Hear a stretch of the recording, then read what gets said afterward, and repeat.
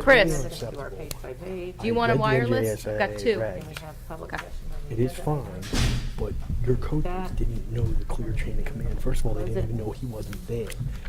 Colin went down with a hip injury. And if he would have got rolled out, he would have been back in. Instead, he missed 3/4 of it. Because he didn't know how to stretch it out, right? I don't know how to stretch it out. Gentlemen, how are you? So I got this email saying, Very good. you know, it's awful. Welcome. Where was the train?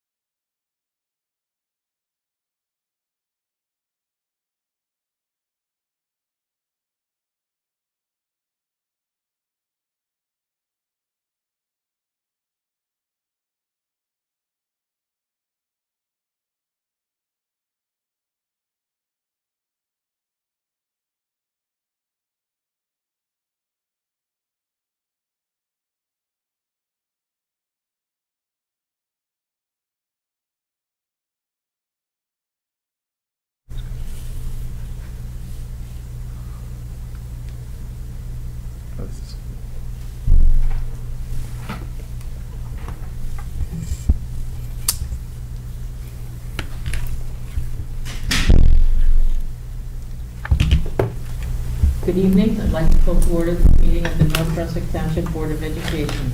Please rise for the Pledge of Allegiance. I pledge allegiance to the flag of the United States of America and to the republic for which it stands, one nation, under God, indivisible, with liberty and justice for all. Mr. Brockman. Here. Mr. Brooks. Here. Mr. Graham Harris. Miss James. Miss Keith. Here. Mr. LaGlory. Here. Dr. Patel. Here. Miss Toth. Here. And Miss Gonzalez. Here. We have a quorum. Thank you. The New Jersey Open Public Meetings Law was enacted to ensure the right of the public to have advance notice of and to attend the meetings of public bodies at which any business affecting their interests is discussed or acted upon. In accordance with the Open Public Meetings Law, the public notice of this meeting, which included the time, date, and location, was distributed by 3 p.m. on Wednesday, May 26, 2021, in the following manner. Posted on the bulletin board reserved for announcements in the board office, 25 Linwood Place, North Brunswick, New Jersey, 08902. Mailed to the Home News Tribune, Sentinel, and the clerk of the Township of North Brunswick, and delivered to the 9 duly elected board members. This evening, I believe we will begin with a presentation. Yes, Madam President. Yes, Madam President. We have 2 presentations this evening, both on data. And the first one is a presentation of the Spring 2021 Access for ELS, that's English Language Learners, and Dynamic Learning Assessments, which were taken in the spring, and also an MBTHS graduation report.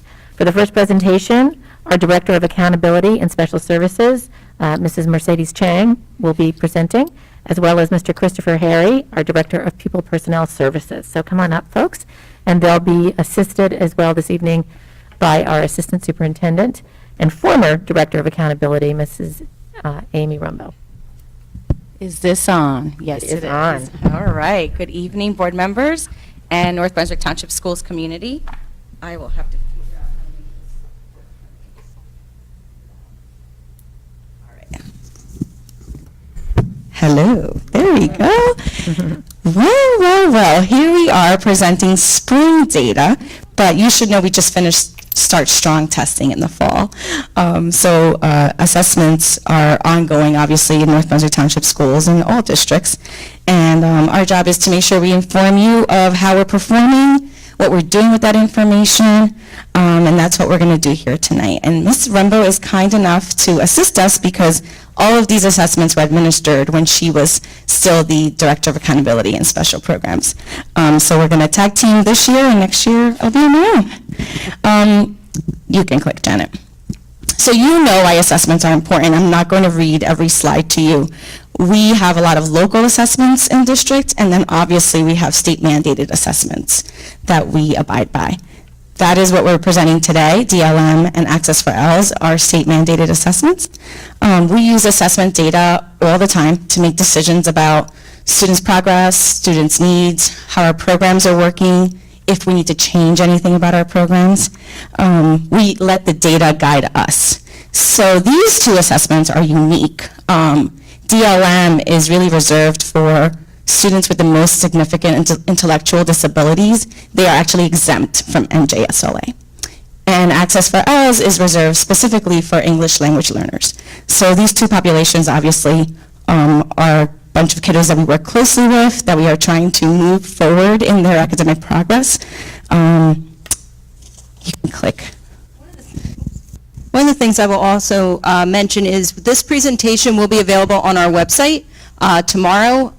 So just to everybody know, there's some interactive links there for the public, for the board. The presentation will be, as mandated, posted on our district website under NJDOE state standardized testing.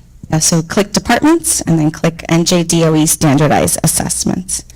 So in 2021, the NJSLA was canceled, but the DLM and Access for ELS was not. So we were asked to administer the assessment to any student who was willing to come back to school in person to take the assessment. If they did not want to, we did not have to hold that against them. So we definitely had a lot of kids learning remotely, and you'll see when Ms. Rumbo presents the data that we only had a handful of students who chose to come back to take those assessments in person. The other alternate assessment that we're going to touch on today is AP placement testing, and all students who take AP level classes at the high school take the AP exams, and we are lucky in district, thanks to the board and our superintendent, who assumes the cost of these exams for all children. That way, if finance is a burden, that is not a burden here because everybody can take the assessments. So in 2021, children were not required to come back to school, similar as DLM and Access, to take their AP tests. So Mr. Chris Harry is going to talk about DLM because it's special education, and Amy and I will jump in as needed. Good evening, everybody. Good evening. Okay, so the DLM, it's a dynamic learning map, as Mercy had just discussed. It is a computer-based assessment where the student works one-on-one with the teacher, and they go through a module, okay?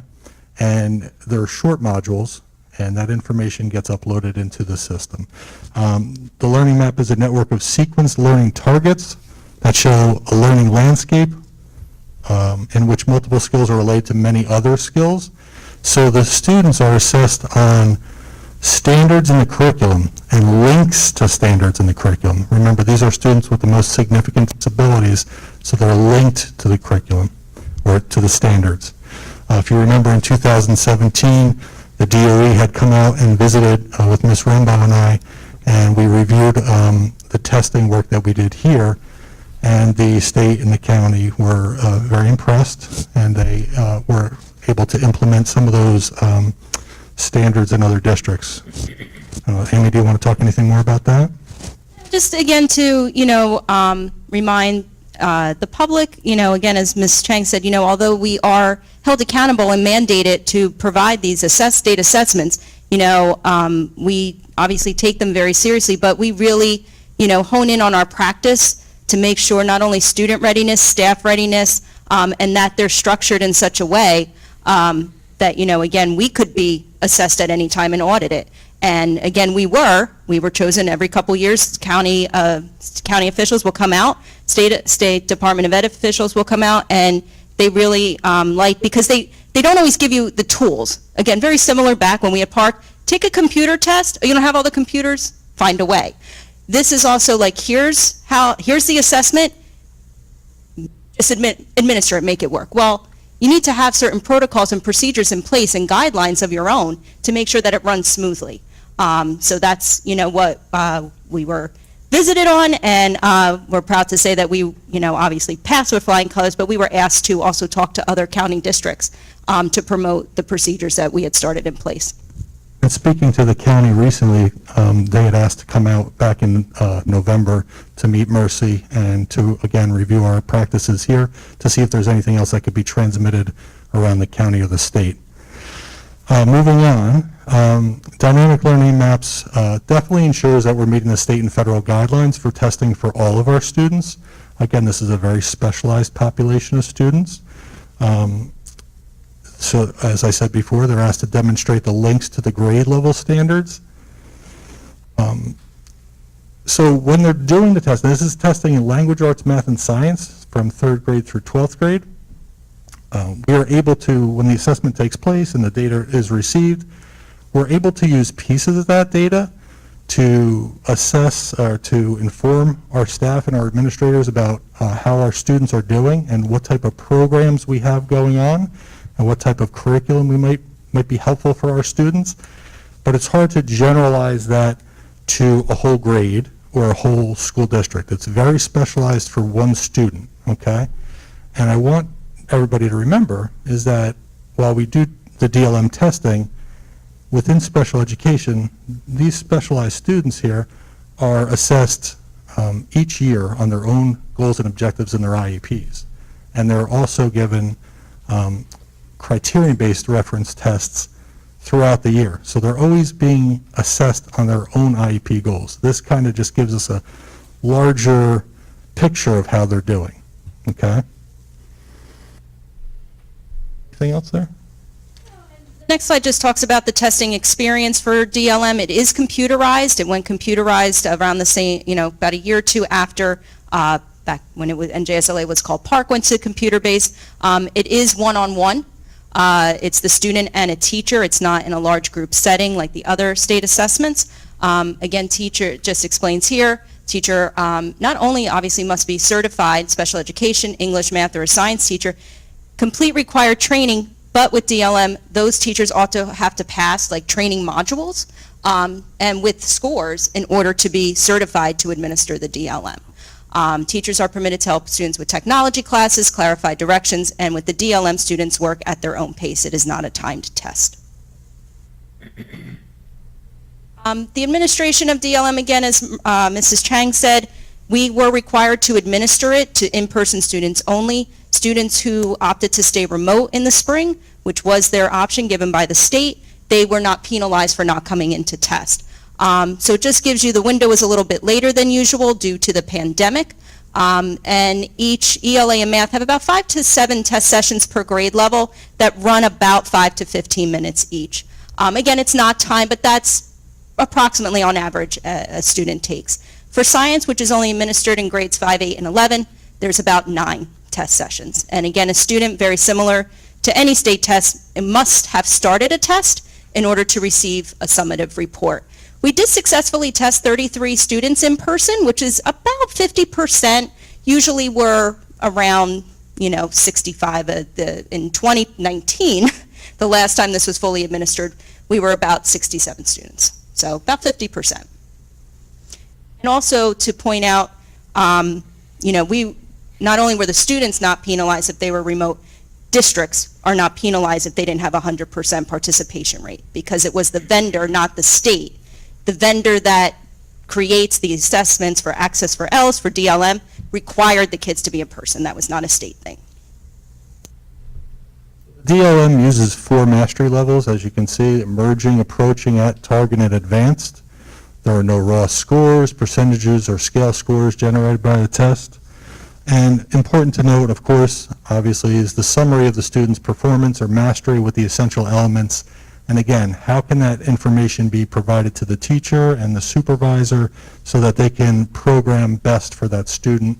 Is it a curriculum? Is it instructional techniques, or anything else that the teacher may need to move the student forward with the mastery on the standards?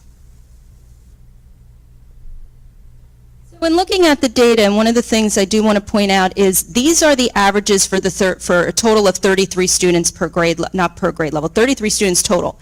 Usually what we provide and what we're required to provide is not only what grade level, but how many students receive valid scores. However, if you have less than 20 students, you're not allowed to provide that number because it could make it very transparent as to who those students were. So that's why we can't provide for you publicly the number of students per grade level that test it. We can only provide you the data as a whole. So again, and as the last slide showed, in the state throughout even my years as a district test coordinator, typically DLM students across the state perform in the first 2 categories, emerging and approaching. But as you can see, we did have students that were at target, and look at 3rd grade, we did have some of those students score in the advance. So again, although it was only about 50% of the students, and considering the pandemic, and considering the fact that for the first half of last year, and the second, like the last quarter of the year before, they were at home, they were working remote. So, really proud of these numbers for these students who were able to participate in the assessment and, score the way that they did. I think Ms. Rimbaud brings up a phenomenal point about the scoring for the students as they were home for much of that time, and to be able to work with our staff virtually and still come through with phenomenal scores. I think that's amazing. And again, with the 3rd and 4th graders, they never tested before. They were not part of that 2019 group that tested, so this was their first time taking this assessment.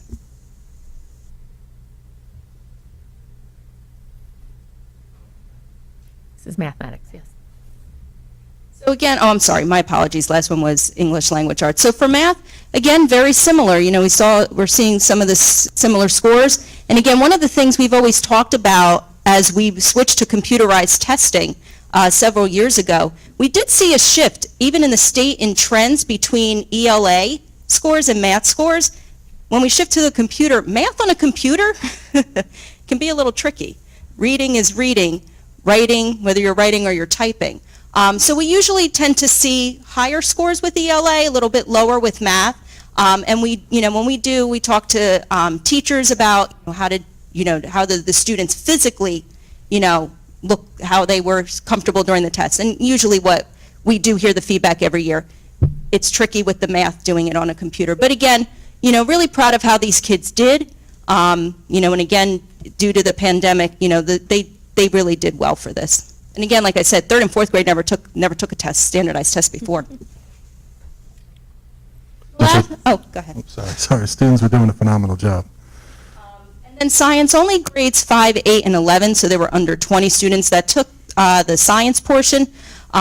Emerging and approaching, Again, very good, and really, we're just, like, we talked about, just really proud of the students who were able to take this test, and we're looking forward to working with the students, that now all in person. These tests will all be in person in the spring, and working with the students and the teachers. And although this is only about 50%, it still gives us data to work with the teachers and work towards, improving the scores even for next year. The only other thing I'd add to that slide is that science is typically not one of the areas that is really pinpointed with students with significant needs, right? We're really working on reading, writing, math, things like that. So science might not be your typical goal in your IEP. Okay? Science is mandated with DLM because it replaces NJSLA for those students. So by federal law, they have to have a science assessment, that's why.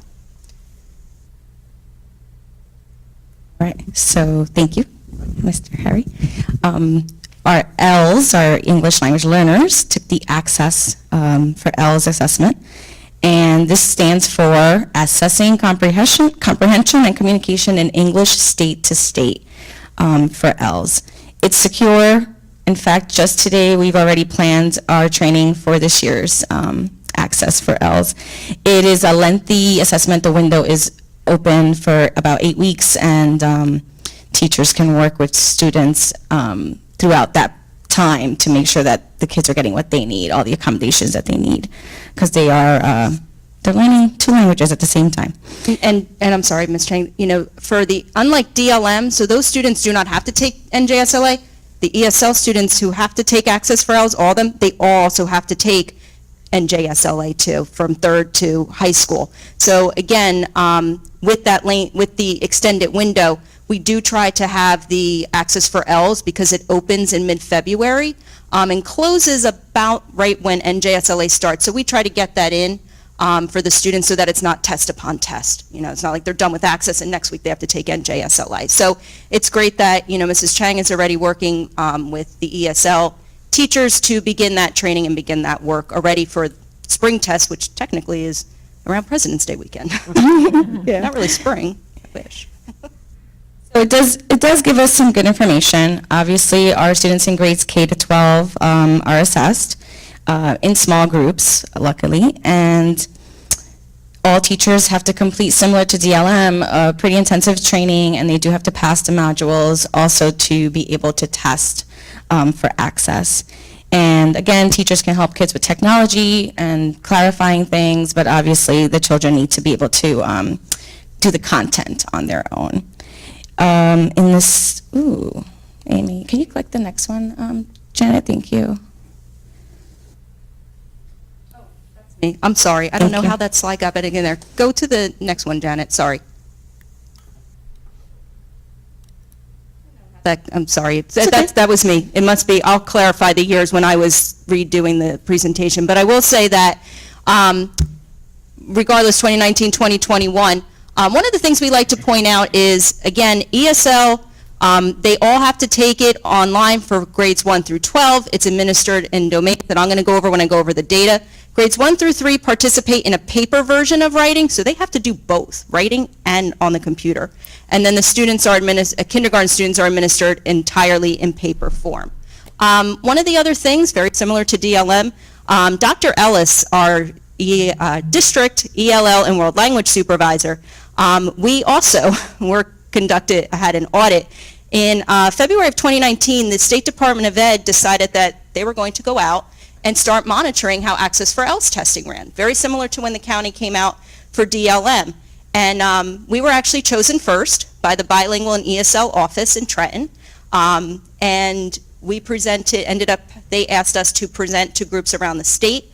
We were their pilot district for auditing, and we helped them to create the checklist of procedures and guidelines for administering Access for Ls. And it's now used when they go to other districts throughout the state.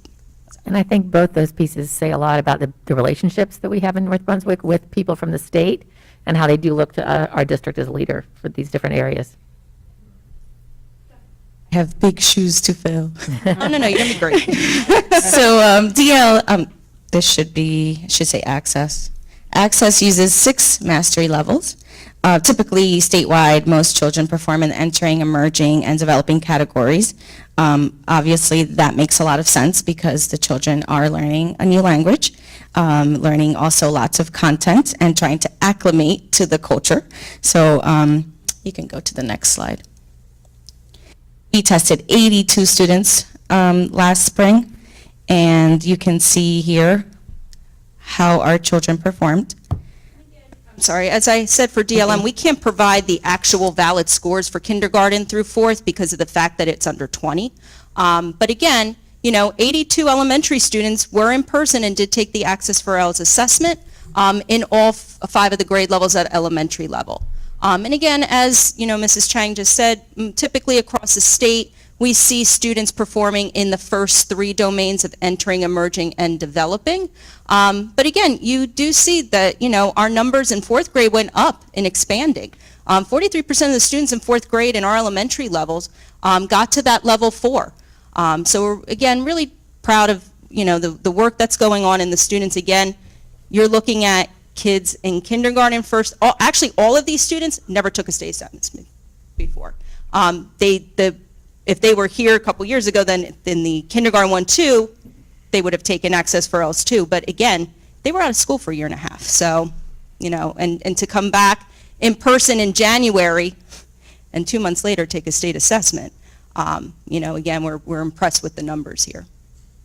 And as we move beyond the elementary level, you see more children moving into the expanding range of performance. That also makes a lot of sense, right? Because they're more comfortable, they feel more acclimated, they've gone through lots of schooling by that point. So this information is really for us to determine whether children are ready to exit our L programs. It's seriously just about, are they acquiring the language?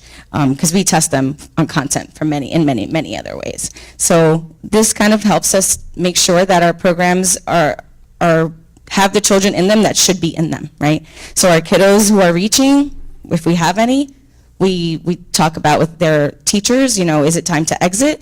Do we have other supports in place for these kiddos when they exit? As they do that bridge year, from being an L student to no longer being an L student, that's really important that we support them. But this information helps us make those decisions. You bring up a good point, Mrs. Chang, in terms of, why we're not, you don't see reaching here again, because those students are still need to stay in ESL. One of the things I'd like to point out is because there was no state testing in 2020, we made the decision to keep our ESL students in ESL. Again, this is only one criteria that's used for students exiting ESL, but we felt it was really important to keep them in the program and watch their growth and their progress throughout last year. If some we felt, strongly were ready, few once we got back in the fall, but we kept them in the program, again, as extra support. Rumbo, do you want to do this part? Yes, unfortunately, Mr. Neller couldn't be here tonight, so I'm going to talk about the advanced placement results. And AP testing, familiar with their college level tests. They're administered by the College Board, who are the maker of the SATs, PSATs. They're given to students in AP courses at the high school level. They are rigorous. They are offered in a variety of subjects, and I really can't wait to show this data, and I'm sorry that Mr. Neller couldn't be here, because we're going to see a lot of high achieving scores on these tests. And in some tests that you may be a little surprised. In 2021, we had more students utilize the option to withdraw from AP classes in the beginning of the year due to the pandemic. So we did have a little less kids testing. That decision was made in terms of students and their social emotional well-being. If they felt it was too much pressure, they gave them the ability to withdraw. The students who did test had scores consistent with the previous 3 years prior to the pandemic, so that's, we're proud of that, and I'm excited to start showing the scores. The AP exam uses 5 mastery levels from 1 to 5, 5 being extremely well qualified, 3 in the middle is qualified, and proficiency levels, typically if 3 or above are considered proficient. And typically, students with scores of 3 or higher are often granted credit hours in a general education class in college. So this is where the courses where our high school students excelled in 2021. AP Bio on the test, AP Calc, BC, AP English Language Composition, AP Physics C, AP Computer Science Principles, AP Seminar, AP Spanish Language and Culture, AP History. AP Human Geography is a newer course and doesn't have a prerequisite track, so many college prep level kids tend to take that course and challenge themselves. In that newer course, students averaged a 3, which again would be considered passing. The high school was recognized by the College Board in 2020 for its diversity in the AP Computer Science Principles course, and students taking this course also averaged a little bit higher than that Human Geography at 3.3. AP Seminar was a new course introduced last year as part of their enrollment in an AP Capstone diploma program. And students taking that test, this is the first time for that, averaged a score of almost 3.6. So approximately 828 tests were taken by our students who are in AP, because again, you can be enrolled in more than one AP course. And just to look at the percentage for the passing scores, 58% of our students got a 3 or higher on the tests that they took. The top AP subject performance, scoring a 4 or a 5. U.S. History, Calc, BC, English Language Composition, AP Spanish. And then the students who took Physics C Mechanics set almost 80%. I mean, this range is really impressive. What I personally, I'm a former history teacher, what I like to see here, and I talked to Mr. Neller and Mr. Farrow, our Director of Guidance, about, that's such a wide variety.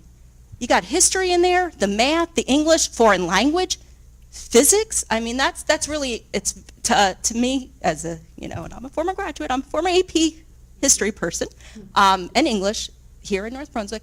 I just really couldn't wait. I'm sorry Mr. Neller's not here to show the board these scores. Congrats to Mr. Neller and all of the AP teachers. And we are going to share the most exciting part of the night for us is this year's, not only because the presentation is ending, but because it's very, very positive information. Here we have the class of 2021 who went through a year and a half of schooling during a pandemic. And I think if you look very closely, we zoomed in, we could see all of you sitting on the dais. They're all socially distanced, as you can see by the photo. It was the only photo Mr. Neller captured, he told us. So here you have it. Take good care of it. We usually present both the 4-year and 5-year adjusted cohort graduation rates. Tonight, we're only going to present the 4. The 5 aren't ready yet. That means that we have percentages for children who graduate within 4 years, and some children who take an extra year, 5 years. The 5-year we don't have today. Again, I'm sorry, it's not us calculating it, it's the state calculating it. So it is not ready by the state yet. When it's ready, don't worry. We'll have a big party here. So our 4-year cohort, we can just go right to the most important slide, Mrs. Chiroka. There you go. So obviously we're tracking every 4 years. I dropped the class of 2017 to add the class of 2021. And I mean, we can all see the projection here going up, up, up. And the class of 2021, the class that graduated during a pandemic, graduated at a rate of 95.1%. And I know that Mr. Neller is so proud of that. I think it's really important to him that children stay in North Brunswick High School throughout their career, that nobody leaves, and that once we have them there, that we get them through schooling successfully for whatever their next step might be. So I know that he's really excited about this rate, and so are we. And really proud of the work his team did, the entire team did to bring these numbers up. And, I think 2017 was our low number that we had. And as a district, we sort of had that moment where we really took, accounting of where we were and how we were reporting our data. And the high school team took it as a charge to really ensure that we were making sure every one of our students was graduating in 4 years as best that we could make it. And they have worked as a team, and you can see that projection each year going up and up. And we even thought 93.2, we were very, very proud of that in 2020. And, thinking, okay, it's going to get harder. The higher you get up, it gets harder to get those numbers up. And during we a saw pandemic. 95.1% this year. We were very, very, very pleased. So quite proud of our high school and their team and all of their work. Thank Any you. questions regarding DLM access? We for gave you a Ls? lot. This will all be posted on the website for you to peruse, should you like. And all information regarding assessments in district, including our assessment calendar for the year, links to our assessment plan, all of that can be found on our website. We are always keeping that updated. Today I entered all of our NJSLA dates because we've selected those as well. So thank you so much. Appreciate it. Thank you, and yeah, Thank you, and thank you for letting me present assessments for the very last time. Thanks for helping me, Ms. Rumba. and next time, we will be presenting our Start Strong results and local assessment data. We just completed the Start Strong recently and got that data from the state. So our teams are digging into it and looking specifically at what information we can report to you, as well as our local assessments, so we can kind of give you that big picture of where we see our students post-pandemic and how we're addressing that. So that will be your exciting presentation for November. I need to get myself back on because I closed the whole presentation. So, Madam President, if you want to continue.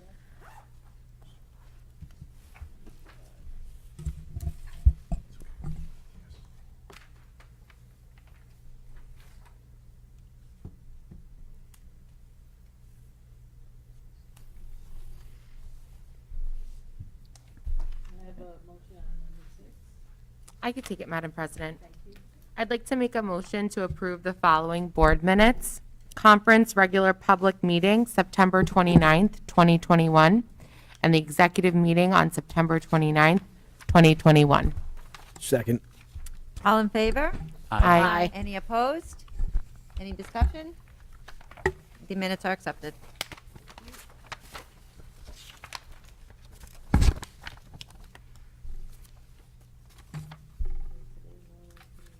We have no communications.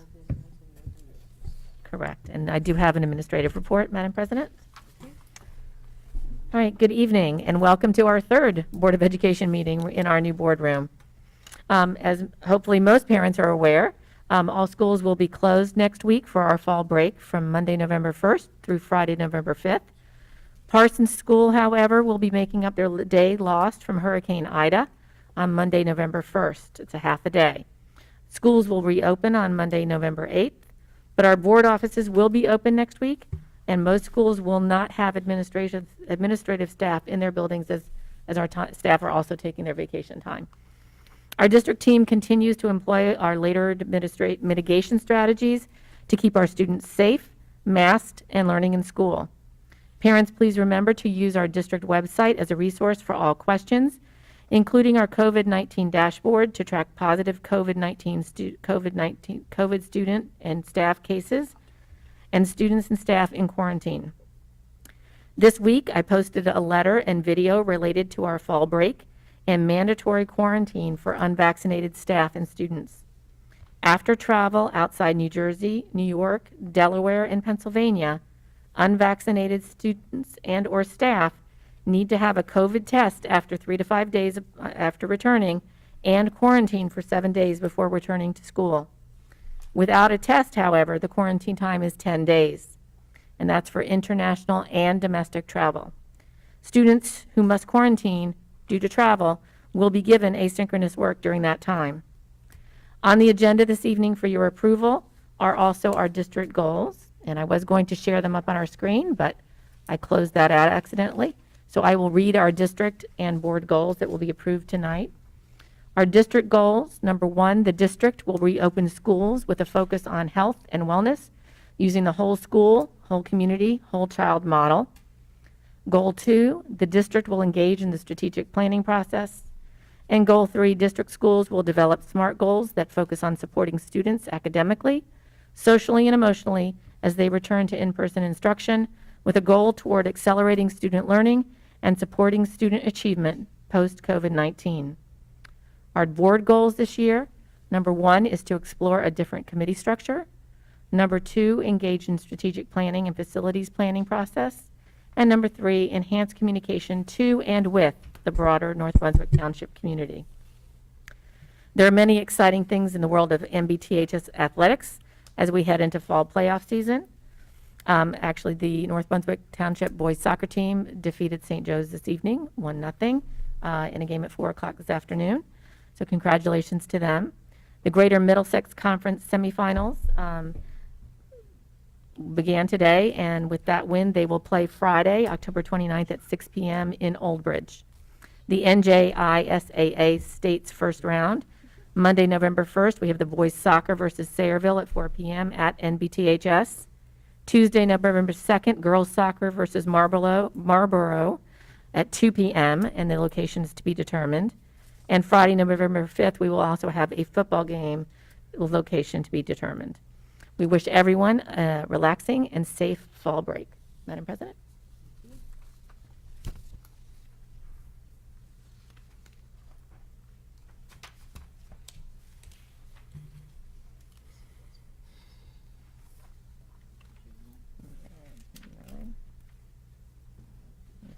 Committee reports, student reports.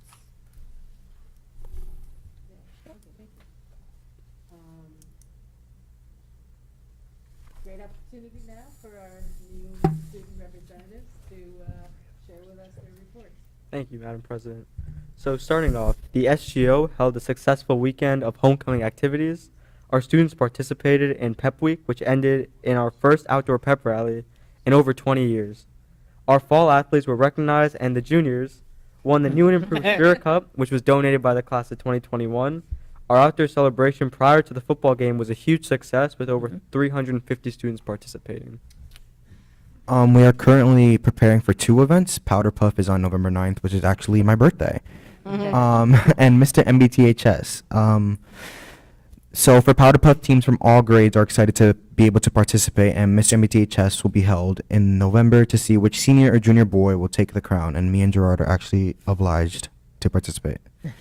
And then the Alchemist Theatre Company is presenting The Real Inspector Hound on Thursday, November 11th and Friday, November 12th. It's a very funny comedy show. Tickets are $10 for students and $12 for adults. You guys should come see it. The Care to Walk Club participated in the Making Strides event against Breast Cancer Walk at Middlesex County College this past weekend. They are continuing to raise funds for their cause by selling boograms at the high school this week. And lastly, the Human Rights Coalition and Key Club have been collecting toiletries and baby supplies for the refugees currently staying at Fort Dix. They are working with Team Rubicon to help distribute the donations, and that wraps up the student report. Thank you. Any committee reports? Yes, Madam President. Policy and regulations met last week, and on our agenda this evening for our first reading are the following policies and regulations. We have evaluation of teachers, evaluation of teaching staff members, excluding teachers and administrators, evaluation of administrators excluding principals, vice principals, and assistant principals, evaluation of principals, vice principals, and assistant principals, surrogate parents, resource family parents. We also have an item for eye protection or eye protective gear and fire drills. On the agenda this evening for the second and final reading of the following policies and regulations. We have bylaws, policies, and regulations, Bridge Year Pilot Program, the Road Forward for COVID-19 Health and Safety, School Employee Vaccination Requirements, Comprehensive Health and Physical Education, Eligibility of resident and non-resident students, federal funds, internal controls, federal funds, internal controls, the mandatory disclosures, federal funds, internal controls, conflict of interest. We also have contracts for goods or services funded by federal grants, emergency and crisis situations, school nutrition programs, meal charges, and outstanding food service bills. So, needless to say, Madam President, we had a pretty busy Policy and Regulation Committee meeting. That ends my my summary report. Looks like we had one additional one on the next page. Oh, I'm sorry. Student transportation. Yes, we did. We did have a conversation pertaining to policies and regulations for student transportation, which is on the agenda for the second and final reading as well. Thank you. Thank you. Any other committee reports? Madam President, the Business Operations Committee met on Wednesday, October 13th. Among the items discussed, we began with a discussion on the Linwood Phase 2 update, which is ramping down. There's a few remaining issues related to signage, some parking, striping, some AV work. We were working through some issues with the TriCaster, but we're happy to report that we're live on Channel 15 this evening. Some drainage issues, and again, some striping and painting of the bus loop curb. Not much to report on the Herman Road project. It's nearly complete. The parking lot, there was some tree work that was done recently. Some of the issues we have to report on this evening, we've heard so much about supply chain issues around the country. They're beginning to hit us here in North Brunswick Township schools. The ECC playground, for example, is now slated to be delivered by mid-November. There's just a delay in getting it here. And there'll be more to come with that general response. The Our Lady of Lourdes lease, we've talked about how that was terminated. We're still waiting for a response from the diocese. In the meantime, we've terminated all insurance related to the property. A few issues related to NBTHS, the ongoing issues with the auxiliary gym floor on our agenda this evening, page 16, items 3M and 3N for approval for a vapor barrier and some testing and monitoring. We discussed the roof work that's going on at the high school. We had a spirited conversation that the contractor was still aiming for November 22nd. We discussed how that would potentially impact any gym and pool usage. We discussed how the items would be staged where the trailers used to be out in front of the building. We challenged the administrative team to kind of conduct a little bit of a risk analysis to see if waiting until springtime would be a better option at this point due to potential weather risks. And we've come back and we're hearing that everything is going to be okay for November at this point. So that is still on for November 22nd. The transformers at the high school, the transformer singular at the high school, we were planning on a full high school shutdown beginning on November 1st. Unfortunately, the transformer replacement's been delayed due to engineering and technical issues. The shutdown, however, will continue as planned for some additional maintenance. We're just waiting for PSE&G to confirm that the shutdown can happen on November 1st.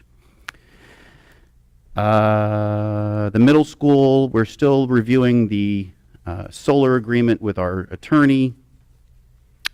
We talked about the use of Renaissance fields and the existing field that's in front of the school and some work that needs to be done there.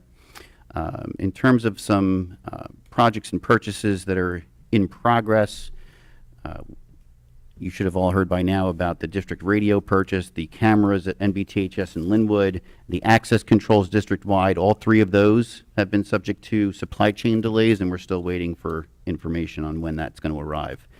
The visitor management system, we're testing a new device at this time. We ordered 4 trucks.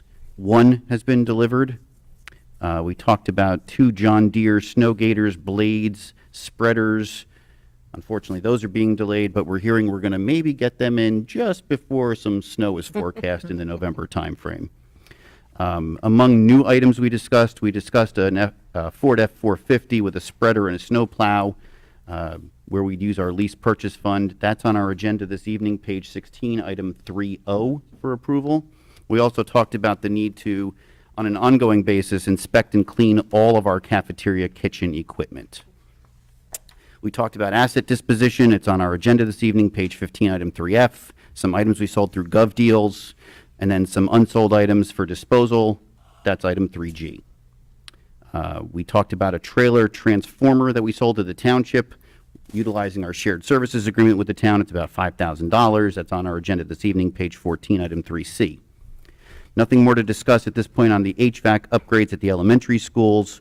We discussed the long-range facilities plan, where we're going to be doing a full assessment of all our HVAC units and boilers. We're utilizing Schneider as our ESIP partner for all of that. They're going to help us document age, condition, useful life of all of our assets. And on our agenda this evening is also some software pertaining to capital asset planning. We really don't have a tool right now where it's one-stop shopping that encompasses all the data that we need in one place. So that's on page 16, item 3L, $33,000, and it'll be a $10,000 maintenance going forward each year. And we said how that could be expanded to capture potentially other assets like vehicles and buses down the road as well. We discussed the ongoing audits. Nothing more to report there. We discussed the use of our school buildings as we begin to open up a little bit more. We discussed some school and district-sponsored events, the gyms that'll be utilized for recreational basketball and wrestling, as well as travel basketball for our North Brunswick travel-related teams, the North Brunswick Indians cheerleaders, and then some additional uses for the pool pertaining to the Riptide and the Raritan Valley YMCA teams. South Brunswick Township and East Brunswick Township have an interest in utilizing our pool as well, so more to come on that as well. That concludes business operations. On behalf of Ms. James, who can't be here this evening, I can give a brief Personnel Committee report as well, Madam President. We discussed an adjustment from the September meeting, resignations, new hires, certificated and non-certificated, a reassignment, some leaves of absence, workman's comp issues, some current vacancies, the executive orders 251 and 253. From her report, there have been some resignations on tonight's agenda. We're sad that one of our bus drivers has resigned. We're welcoming our new hires. We're glad to report the appointment of a floating nurse that will be able to assist the various schools in their needs as they arise, such as contact tracing and paperwork. We discussed the issue of substitutes. The DOE did provide updated guidance recently that indicates a second track has been added to permit a new pathway to allow college students to work in a substitute capacity. And then pertaining to those executive orders, they pertain to mask mandates and the testing of staff, vendors, and school visitors. Ms. Rumbo and her team have done an exceptional job by keeping track of the numerous individuals, their status of vaccination, and to keep track of the need for testing to ensure that the district is in compliance with those executive orders. So we thank you very much for that. That would conclude that report as well. Thank you. Thank you. Any other committee reports? None at this time, Madam President.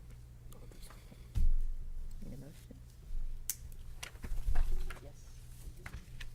I have a motion to approve.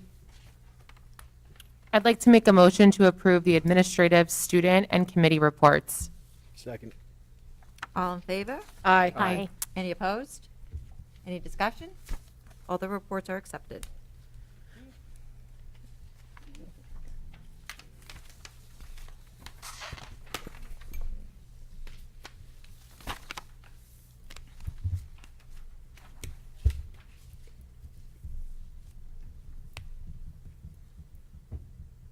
I guess at this time we'll be doing a review of the agenda for October 27th.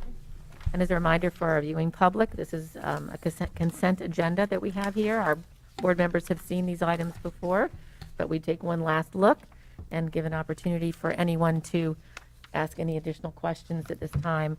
They've all seen our committee reports, and this is our last look through, and we'll go page by page. Page 3.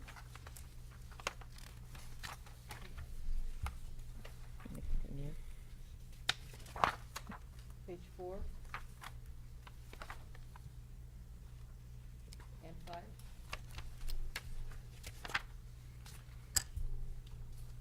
Page 6. 7. As mentioned before, you've all seen this already, but we give it one last review. That's for the benefit of our viewing audience. Page 8 and 9.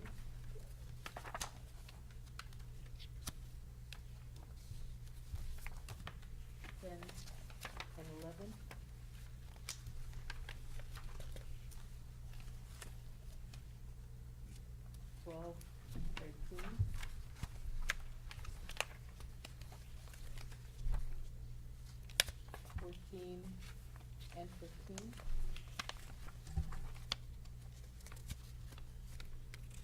16 and 17.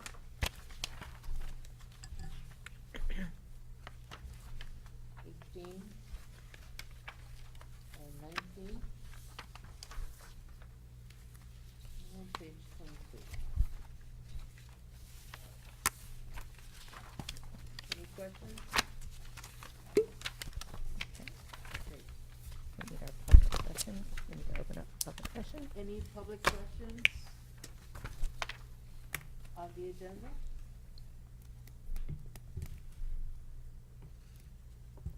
Right, got a motion May I have a motion then to approve? to close, first we have to close, yep. The public portion. So moved. Second. All in favor? Aye. Any opposed? This session is closed. Thank you so much. Bye, everyone. Have a Thank good you, night. gentlemen. All right, take care. Good Have a good job. Welcome on board. Thank you. Just need a motion to. Want me consent to take agenda. that, Gloria? Can I have a motion on the consent agenda? Madam President, I'd like to move to approve the following consent agenda items: personnel, curriculum, miscellaneous, finance 1 through 3, policy and transportation. It takes us all the way to page 21. Second. Mr. Brockman, Yes. Mr. Brooks, Yes. Ms. Keefe, Yes. Mr. Legori, Yes. Dr. Patel, Yes. Ms. Toth, Yes. and Ms. Gonzalez. Yes. All the motions have been approved.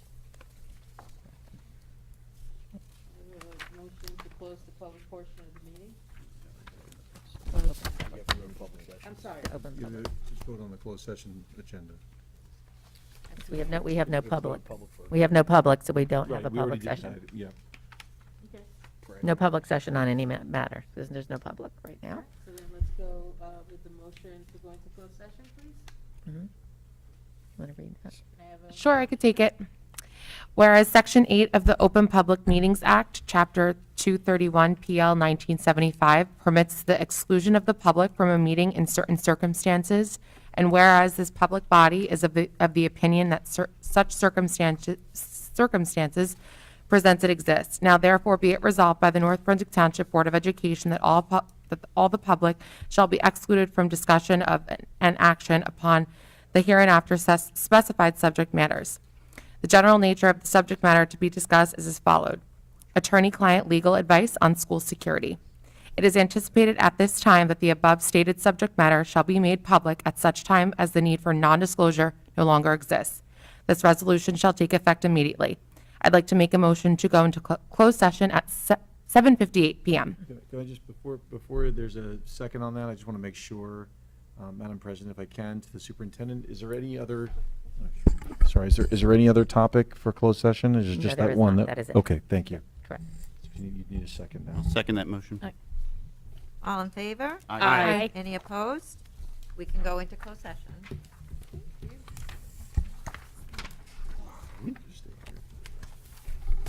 Are we going to close the hall?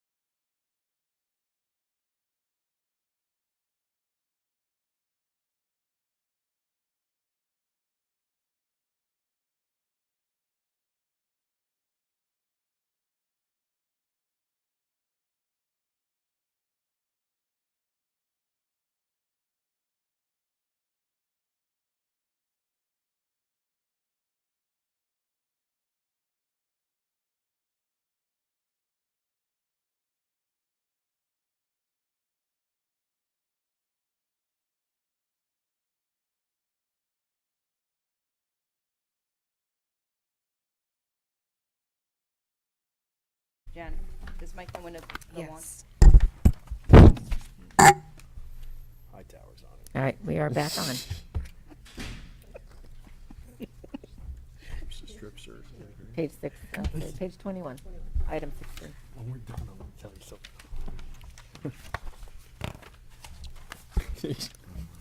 We totally implement that. One, yes. Motion for Motion to go in, return to open Reconvene? session. to open session. I'd like to make a motion that the meeting be returned to open session. Second. All in favor? Aye. Any opposed? We are back in open session. Motion to adjourn. Motion for adjournment?